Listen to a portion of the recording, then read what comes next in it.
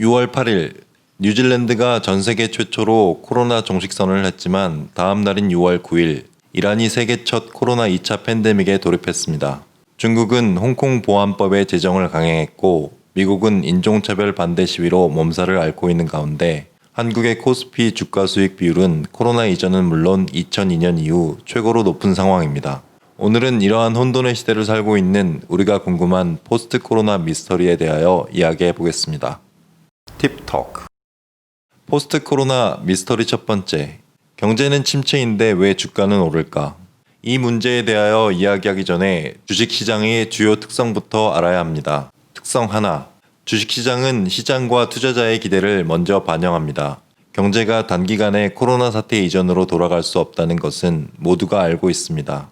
하지만 지난 3월 세계 경제가 올스톱되고 의료 시스템의 붕괴를 위협하는 수준까지 내몰렸던 상황을 고려하면 최악은 지나갔다는 기대를 반영하고 있습니다. 특성 둘, 회복의 정의가 다릅니다. 경제의 회복이 위기 이전의 소득 수준으로 돌아가는 것을 의미한다면 금융시장은 위기 이전의 추세를 회복으로 인식합니다. 즉, 코로나 이전과 포스트 코로나의 추세 차이를 인정하고 뉴 노멀, 뉴 스탠다드 자체를 기준으로 회복으로 인식해야 합니다.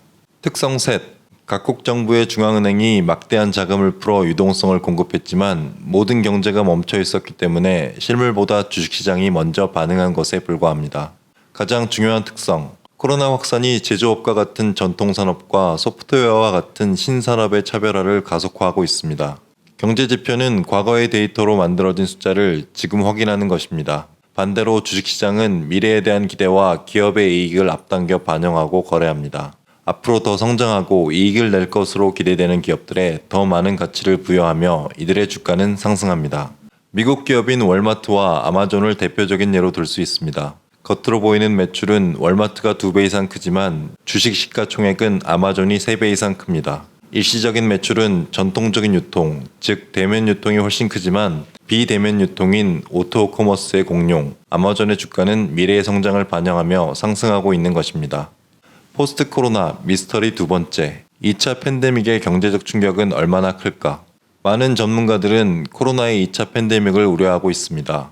그러나 한국의 경우 최근 사회적 거리두기에서 생활방역으로 완화된 직후 발생한 이태원 클럽발 감염자 재확산과 쿠팡 물류센터, 다단계, 이제는 감염 경로를 알 수 없는 깜깜이 전염까지 확산되고 있지만 초기 유행 단계에서 받은 충격은 피할 수 있었습니다. 또한 공적 마스크 오브제를 해제할 만큼 안정적인 공급망을 구축했습니다.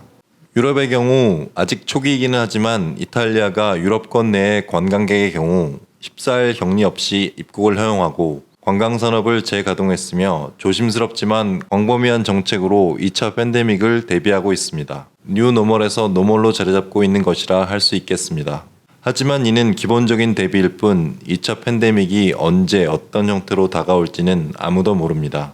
전국 경제인 연합이 전 세계 18개국 대표 경제단체와 국제기구, 경제협의체를 대상으로 실시한 포스트 코로나 세계 전망 결과 2차 팬데믹이 발생할 경우 다시 경제 침체에 빠져든 다음에야 반등한다는 W자형 회복 시나리오를 꼽은 국가는 52%로 가장 많았습니다. U자형 회복세를 보인다는 비중은 36%, 대공황 수준의 L자형 장기 경제 침체로 2023년이 되어서야 완전 정상화가 될 것이라는 응답은 12%였습니다.